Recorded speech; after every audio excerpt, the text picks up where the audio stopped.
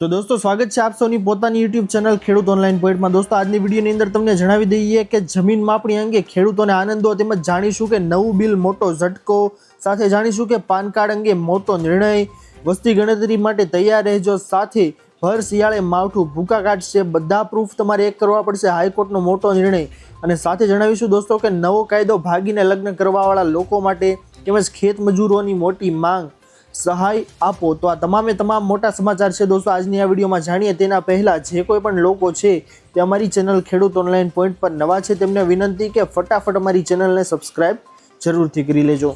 તો દોસ્તો આજની સૌથી પહેલી મોટી માહિતી આપ સૌની સામે આવી રહી છે કે જમીન માપણી અંગે ખેડૂતોને આનંદો। દોસ્તો જણાવી દઈએ તમને કે ગુજરાત સરકારના જે મહેસૂલ વિભાગ છે તેના દ્વારા જણાવવામાં આવેલું છે કે જમીન માપણીની પ્રક્રિયાને વેગવંતી અને પારદર્શી બનાવવા માટે એક ક્રાંતિકારી પગલું ભર્યું છે। જી હા દોસ્તો, તમને જણાવી દઈએ કે 4 ડિસેમ્બરના રોજ એટલે કે 4 ડિસેમ્બર 2025 થી અમલમાં આવેલા નિયમ મુજબ એક નવો પરિપત્ર છે દોસ્તો તે બહાર પાડવામાં આવેલો છે, જે માપણી અંગેનો મહેસૂલ વિભાગ દ્વારા બહાર પાડવામાં આવેલો છે ગાંધીનગર દ્વારા। દોસ્તો નિયમ મુજબ હવે ખાનગી સર્વેયરોને લાયસન્સ આપવાની અને તેમના પર નિયંત્રણ રાખવાની સત્તા સેટલમેન્ટ કમિશનર પાસેથી લઈને સીધી જિલ્લા કલેક્ટરને સોંપી દેવામાં આવી છે દોસ્તો। જી હા, તમને જણાવી દઈએ કે સેટલમેન્ટ કમિશનર ગાંધીનગર છે તેના દ્વારા પહેલા સત્તા હતી સર્વેયરોને જે લાયસન્સ આપવાની સત્તા છે તે તેઓને હતી, જેનાથી છીનવી અને હવે તે સત્તા છે તે જિલ્લા કલેક્ટરને સોંપી દેવામાં આવી છે। આવું એટલા માટે દોસ્તો કે સરકારના આ નિર્ણયથી સામાન્ય નાગરિકોને જમીન માપણી માટે મહિનાઓ સુધી જે રાહ જોવી પડતી હતી તે હવે જોવી નહીં પડે। જે જિલ્લા કલેક્ટરને સોંપાયા બાદ દોસ્તો આ કામગીરી છે તેમાં ઝડપી આવશે અને પ્રશ્નો છે તમારા તેનો ઝડપી રીતે નિકાલ કરવામાં આવશે।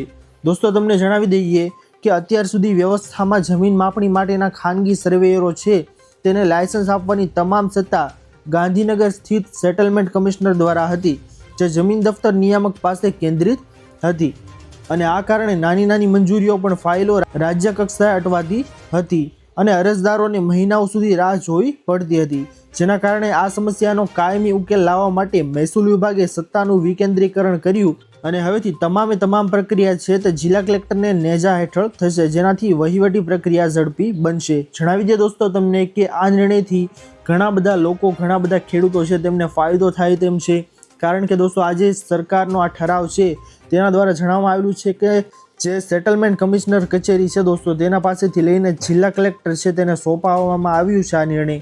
તો ખાસ માહિતી છે, તમને ખૂબ મોટી મદદ મળી શકે તેમ છે। ત્યારબાદની માહિતી આપસોની સામે આગળ આવી રહી છે દોસ્તો ખાસ કે નવું બિલ મોટો ઝટકો। દોસ્તો તમને જણાવી દઈએ કે કેન્દ્રીય નાણામંત્રી નિર્મલા સીતારમણે બુધવારે લોકસભા સેન્ટ્રલ એક્સાઇઝ એટલે કે એમેન્ડમેન્ટ બિલ 2025 રજૂ કર્યું અને સાંસદમાં પસાર પણ થઈ ગયું, હવે રાજ્યસભામાં મોકલવામાં આવ્યું છે। દોસ્તો તમને જણાવી દઈએ કે આ બિલને કારણે વ્યસન કરનારા લોકોને મોટો ઝટકો મળવાનો છે।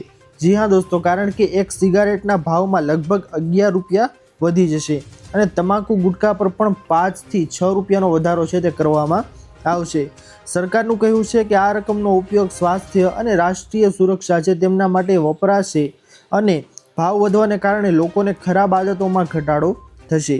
દોસ્તો આપ સૌને જણાવી દઈએ કે નાણામંત્રી દ્વારા આ બિલ છે દોસ્તો તેને રજૂ કરવામાં આવ્યું હતું, જેમાં જણાવવામાં આવેલું છે કે તમારે જો કોઈ પણ વ્યક્તિ છે તે વ્યસન કરતા હોય, જેમાં સિગારેટ છે તેના ભાવમાં લગભગ 11 રૂપિયાનો વધારો કરવામાં આવશે અને સાથે તંબાકુ અને ગુટખા પર પણ 5 થી 6 રૂપિયાનો મોટો વધારો છે દોસ્તો તે કરવામાં આવી શકે તેમ છે। તો ખાસ માહિતી છે આ દોસ્તો તમામ લોકો માટે। ત્યારબાદની માહિતી છે દોસ્તો આપસની સામે કે પાન કાર્ડમાં મોટો નિર્ણય। દોસ્તો આપસને જણાવી દઈએ કે આવકવેરા વિભાગે કરદાતાઓ માટે એક મહત્વપૂર્ણ સૂચના જાહેર કરી છે।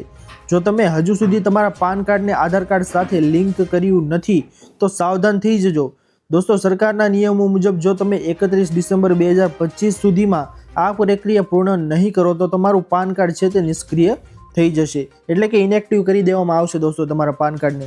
આ પાન કાર્ડ છે તે નિષ્ક્રિય થવાનો સીધો અર્થ એ છે કે તમે આવકવેરા રિટર્ન ફાઇલ છે તે કરી શકશો નહીં, તમારું ટેક્સ રિફંડ અટકી જશે અને તમારે બેન્કિંગ વ્યવહારોમાં પણ મોટી મુશ્કેલીનો સામનો કરવો પડી શકે છે તેમ છે દોસ્તો। તમને જણાવી દઈએ કે ખાસ માહિતી છે કે 31 ડિસેમ્બર 2025 છે તેની પહેલાં તમે ખાસ તમારે આધાર કાર્ડ અને પાન કાર્ડ છે તેને બેંકમાં લિંક કરાવી લો।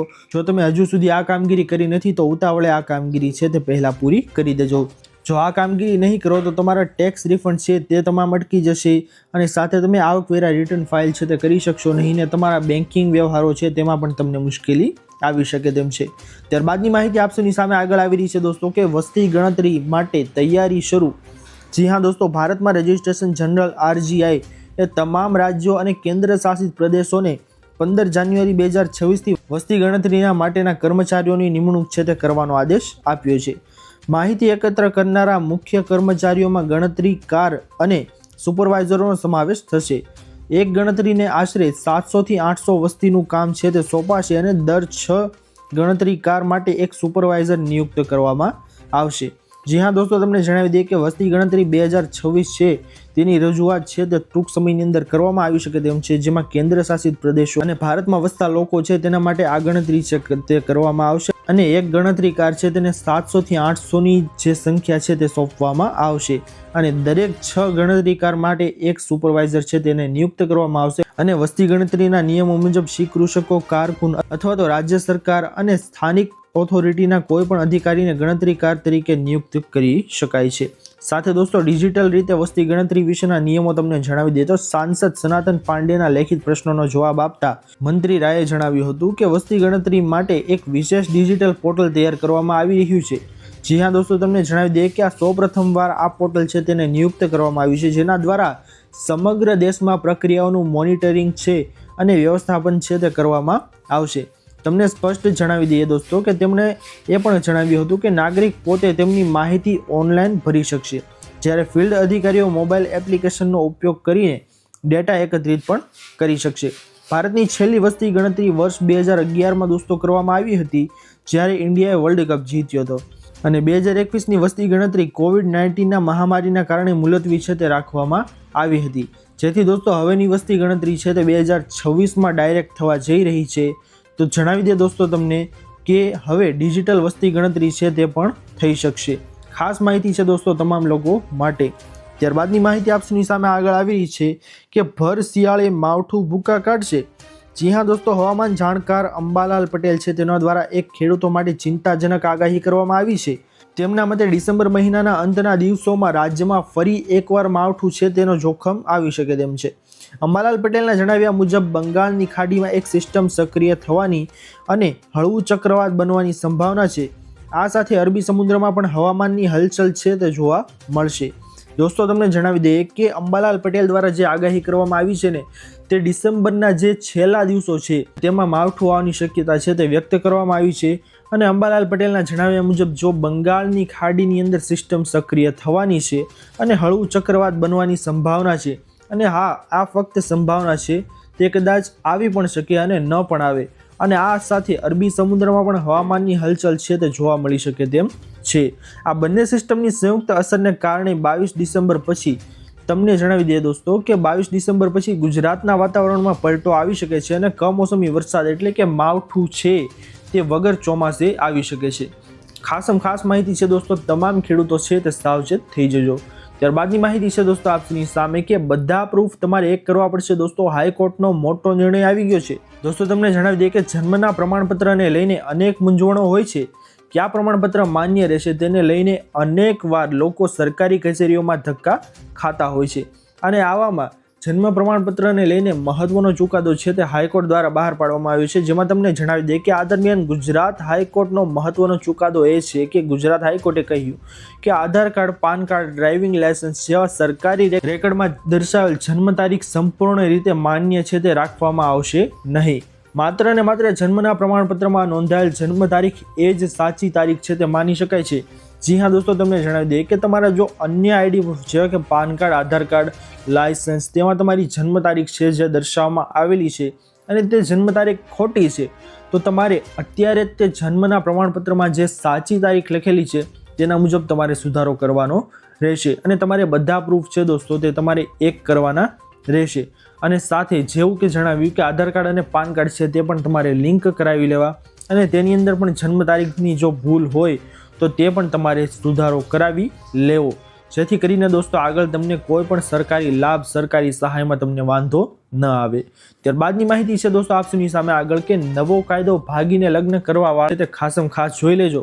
દોસ્તો તમને જણાવી દઈએ કે ગુજરાતમાં ભાગીને લગ્નોની વધતી ઘટનાઓને ધ્યાનમાં રાખીને પાટીદાર સમાજના અગ્રણીઓએ રાજ્ય સરકાર સમક્ષ મહત્વપૂર્ણ રજૂઆત કરી છે. જી હા દોસ્તો, દિનેશ બાંભણિયા, પૂર્વિન પટેલ અને વરુણ પટેલે નાયબ મુખ્યમંત્રી હર્ષ સંઘવી સાથે મુલાકાત કરી હતી અને બેઠક દરમિયાન તેઓએ જણાવ્યું હતું કે ભાગેડુ પ્રથા અંગે નવી વ્યવસ્થાઓ લાવવા સરકારને સૂચન આપવામાં આવે. દોસ્તો જણાવી દઈએ આપ સૌને કે આ સૂચનની અંદર તેઓએ જણાવ્યું હતું કે સમાજ આગેવાનો અનુસાર સરકારે આ મુદ્દે ગંભીરતા દાખવીને મોટા ભાગની માંગણીઓને સિદ્ધાંત સ્વીકાર દર્શાવ્યો છે. દોસ્તો આ મીટિંગની અંદર જે પાટીદાર સમાજના લોકો છે તેઓ દ્વારા જણાવવામાં આવેલું હતું કે જે ભાગીને લગ્ન કરવાવાળા લોકો છે તેના માટે નવો કાયદા છે તે રજૂ કરવા જોઈએ. જેવું કે જણાવવામાં આવ્યું હતું દોસ્તો કે જે કોઈ પણ ભાગીને લગ્ન કરે છે તેમાં દીકરી છે તેમના વાલીની સહી છે તે ફરજિયાત જોશે, તેની મંજૂરી વગર લગ્ન છે તે થઈ શકે નહીં. તેવી બધી ચર્ચાઓ છે દોસ્તો તે આની અંદર કરવામાં આવી હતી. શું હર્ષ સંઘવી દ્વારા આ જાહેરાત છે દોસ્તો તે સાંસદની અંદર કરવામાં આવી શકે છે કે કેમ? શું નવો કાયદો આપણને મળશે જે ભાગીને લગ્ન કરવાવાળા લોકો છે તેમના માટે?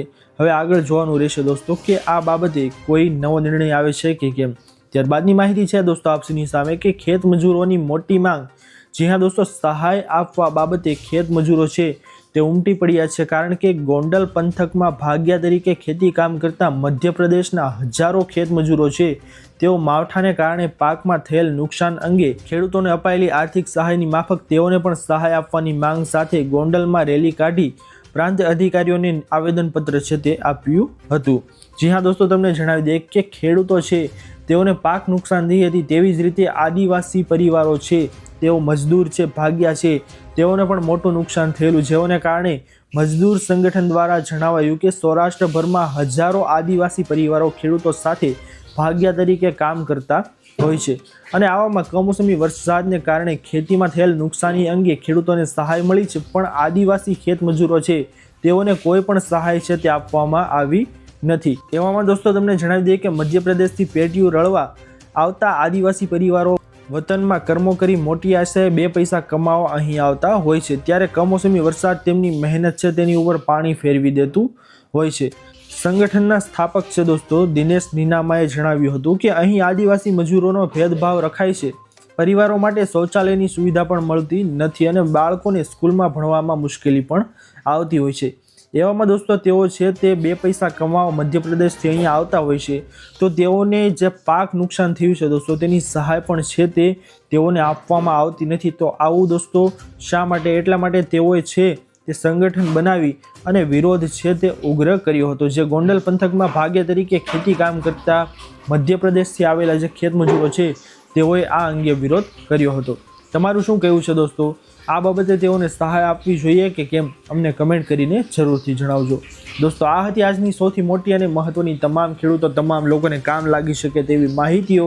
આશા કરું છું દોસ્તો કે આપ સૌને આ માહિતીઓ છે તે પસંદ આવી હશે. જો પસંદ આવી હોય તો વિડીયોને લાઇક કરવાનું ભૂલતા નહીં.